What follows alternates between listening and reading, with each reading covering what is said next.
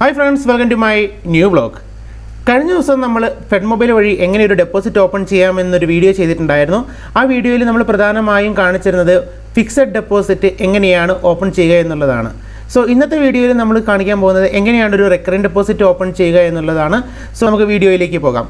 So fed mobile open ചെയ്തതിനു ശേഷം home സ്ക്രീനിൽ നിങ്ങൾക്ക് താഴെയായിട്ട് ഇൻവെസ്റ്റ്മെന്റ്സ് എന്ന് പറയുന്ന ഒരു ഐക്കൺ കാണാം. അതിലൊന്ന് ക്ലിക്ക് ചെയ്യാം. താഴെ മേക്ക് ആൻ ഇൻവെസ്റ്റ്മെന്റ് എന്നൊരു കാർഡ് കാണാം.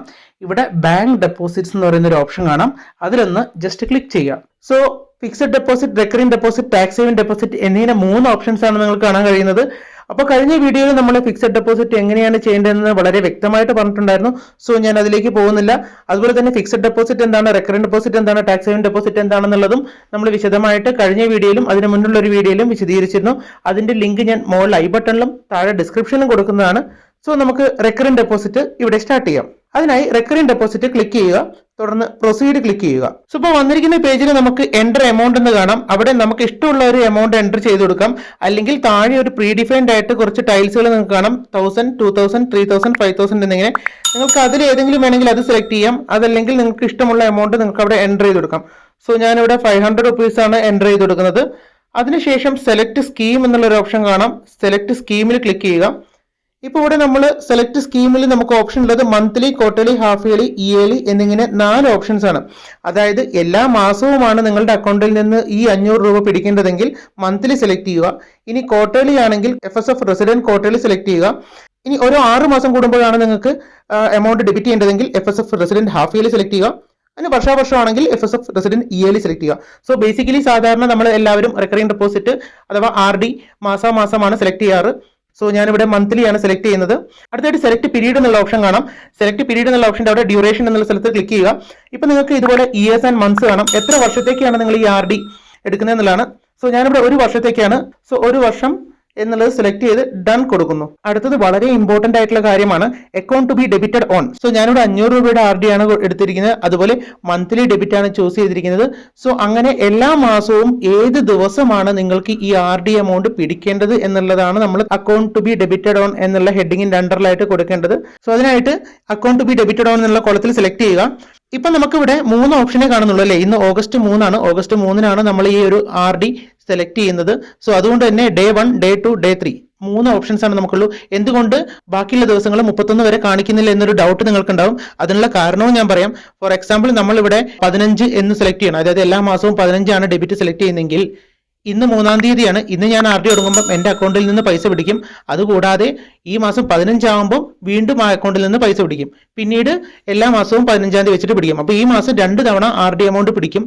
എന്നുള്ളത് കൊണ്ട് അത് ഒഴിവാക്കാൻ വേണ്ടിയിട്ടാണ് ഏത് ദിവസമാണ് നിങ്ങൾ RD ഓപ്പൺ ചെയ്യുന്നത് ആ ദിവസം വരെയുള്ള ഡേറ്റുകളായിരിക്കും ലഭ്യമാവുക. സോ ഇപ്പോൾ നിങ്ങൾ RD ഓപ്പൺ ചെയ്യുന്നത് 10-ാം തീയതി ആണെങ്കിൽ 1 തൊട്ട് 10 വരെയുള്ള ദിവസങ്ങളായിരിക്കും നിങ്ങൾക്ക് അക്കൗണ്ട് ടു ബി ഡെബിറ്റഡ് എന്നുള്ള ഓപ്ഷൻ്റെ അണ്ടറിൽ സെലക്ട് ചെയ്യാൻ പറ്റുക. സോ ഞാനിവിടെ 1-ാം തീയതിയാണ് കൊടുക്കുന്നത്. മിക്കവാറും നമുക്ക് സാലറി വന്നു കഴിഞ്ഞാൽ ആ ദിവസം 1-ാം തീയതി അക്കൗണ്ടിൽ പൈസ ഉണ്ടാവും. സോ ഡെബിറ്റ് ചെയ്ത് പോയിക്കോളും. സോ ഇപ്പൊ നമ്മൾ ബാങ്കിനോട് കൃത്യമായിട്ട് പറഞ്ഞിരിക്കുകയാണ്, നിങ്ങൾ എൻ്റെ അക്കൗണ്ടിൽ നിന്ന് 500 രൂപ 1 വർഷത്തേക്ക് എല്ലാ മാസവും 1-ാം തീയതി വെച്ച് ഡെബിറ്റ് ചെയ്യണമെന്നുള്ള ഒരു ക്ലിയർ ഇൻസ്ട്രക്ഷൻ ആണ് ബാങ്കിന് ഇപ്പോൾ കൊടുത്തിരിക്കുന്നത്.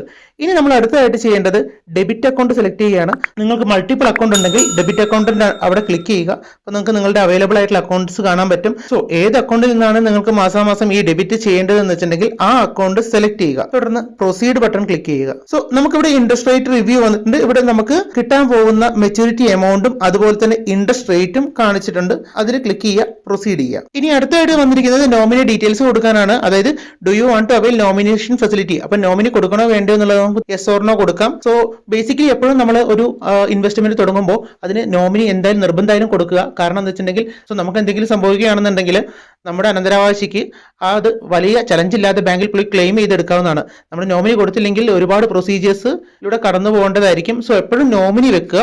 അപ്പോൾ ഞാനിവിടെ നോമിനി യെസ് കൊടുക്കുവാണ്. സോ നമ്മൾ കഴിഞ്ഞ വീഡിയോയിൽ പറഞ്ഞ പോലെ തന്നെ നമ്മൾ ഓൾറെഡി ആഡ് ചെയ്ത നോമിനി ലിസ്റ്റ് നമുക്ക് അവിടെ കാണാം.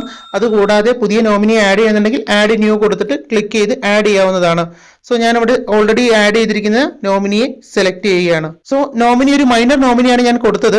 അപ്പം നമ്മൾ സ്വാഭാവികമായിട്ടും ഒരു ഗാർഡിയൻ ഡീറ്റെയിൽസും കൂടി കൊടുക്കേണ്ടത് ആവശ്യമുണ്ട്. അപ്പം ബാങ്ക് ചോദിക്കുകയാണ് ആരാണ് ഗാർഡിയൻ. പക്ഷേ നമ്മൾ തന്നെയാണെങ്കിൽ മീ സെലക്ട് ചെയ്യാം. ഇനി വേറെ ആരെങ്കിലും ആണ് നിങ്ങൾ ഗാർഡിയൻ ആയിട്ട് വെക്കുന്നുണ്ടെങ്കിൽ സമ്മൺ എൽസ് ക്ലിക്ക് ചെയ്ത് അവിടെ നിങ്ങളുടെ ഗാർഡിയന്റെ ഡീറ്റെയിൽസ് കൊടുക്കുക. ഇപ്പം ഞാൻ തന്നെയാണ് ഗാർഡിയൻ ആയിട്ട് വരുന്നത്. സോ അതുകൊണ്ട് മീ എന്നുള്ള ഓപ്ഷനാണ് ഞാൻ ഇവിടെ സെലക്ട് ചെയ്യുന്നത്. ഇനി നമുക്ക് പ്രൊസീഡ് സെലക്ട് ചെയ്യാം. ഇപ്പോൾ വന്നിരിക്കുന്ന റിവ്യൂ പേജ് ആണ്. നമ്മൾ ഇതുവരെ ചെയ്തിരിക്കുന്ന എല്ലാ കാര്യത്തിന്റെയും ഒരു സമ്മറിയാണ് ഈ റിവ്യൂ പേജിൽ കാണിക്കുന്നത്.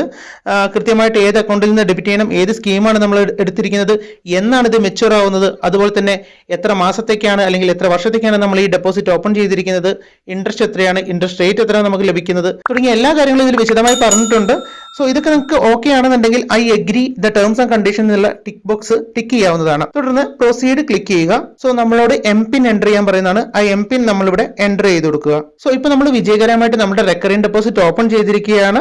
നമുക്കിവിടെ സക്സസ് മെസ്സേജ് കിട്ടിയിട്ടുണ്ട്. അതുപോലെ തന്നെ ഡെപ്പോസിറ്റ് അക്കൗണ്ട് നമ്പറും കാണാവുന്നതാണ്. സോ ഈ അക്കൗണ്ടിന്റെ ഡീറ്റെയിൽസ് നമുക്ക് നമ്മുടെ മൈ ഇൻവെസ്റ്റ്മെന്റ് പേജിലും പോയിട്ട് നോക്കാവുന്നതാണ്. സോ ഇനി മുന്നോട്ട് പോകാനായിട്ട് നമ്മൾ ആ ക്രോസ് ഐക്കൺ ക്ലോസ് ചെയ്യുക. സോ ബൈ ഡിഫോൾട്ട് ബാങ്ക് എന്ത് ചെയ്യും, നമ്മുടെ മൈ ഡെപ്പോസിറ്റ് എന്ന് പറയുന്ന സെക്ഷനിലേക്ക് നമ്മൾ റീഡയറക്ട് ചെയ്യും. ഇവിടെ നമ്മളിപ്പം ഓപ്പൺ ചെയ്തിരിക്കുന്ന റെക്കറിംഗ് ഡെപ്പോസിറ്റ് ഏറ്റവും ടോപ്പിലായിട്ട് നമുക്ക് കാണാൻ പറ്റും. അതിൽ നിന്ന് ജസ്റ്റ് ക്ലിക്ക് ചെയ്ത് കഴിഞ്ഞിട്ടുണ്ടെങ്കിൽ നമ്മുടെ ഡെപ്പോസിറ്റിന്റെ റിവ്യൂസ് കാണാൻ പറ്റും. സോ ഇവിടെ നമുക്ക് വ്യൂ സ്റ്റേറ്റ്മെന്റ് കൊടുക്കാം. അതുപോലെ തന്നെ ക്ലോസ് ഡെപ്പോസിറ്റ് ചെയ്യാനുള്ള ഓപ്ഷൻ ഉണ്ട്. സോ എങ്ങനെയാണ് ഈ ഡെപ്പോസിറ്റ് ക്ലോസ് ചെയ്യേണ്ടത് എന്നുള്ളത് നമ്മൾ വളരെ വിശദമായിട്ട് കഴിഞ്ഞ വീഡിയോയിൽ പറഞ്ഞുകൊണ്ട് ഞാൻ ഇവിടെ വീണ്ടും ആവർത്തിക്കുന്നില്ല. സോ ആ വീഡിയോയുടെ ലിങ്ക് ഞാൻ മുകളിൽ ഐ ബട്ടണിലും താഴെ ഡിസ്ക്രിപ്ഷനിലും കൊടുക്കുന്നതാണ്. സോ ഇത്ര വളരെ സിമ്പിൾ ആയിട്ട് നിങ്ങൾക്ക് ഒരു RD ഓപ്പൺ ചെയ്യാവുന്നതാണ്. സോ നിങ്ങളുടെ ഒരു ഷോർട്ട് ടേം ഗോൾസിനൊക്കെ ഏറ്റവും നല്ല ഒരു ഇൻവെസ്റ്റ്മെന്റ് മാർഗ്ഗമാണ് RD എന്ന് പറയുന്നത്. എല്ലാവരും ട്രൈ ചെയ്യുക. എന്തെങ്കിലും ഡൗട്ട് ഉണ്ടെങ്കിൽ നിങ്ങൾക്ക് കമന്റ് ചെയ്യാവുന്നതാണ്. ഞാൻ അതിന് റിപ്ലൈ തരുന്നതുമാണ്. സോ വീണ്ടും മറ്റൊരു വീഡിയോയുമായി കാണുന്നവരെ ഗുഡ് ബൈ.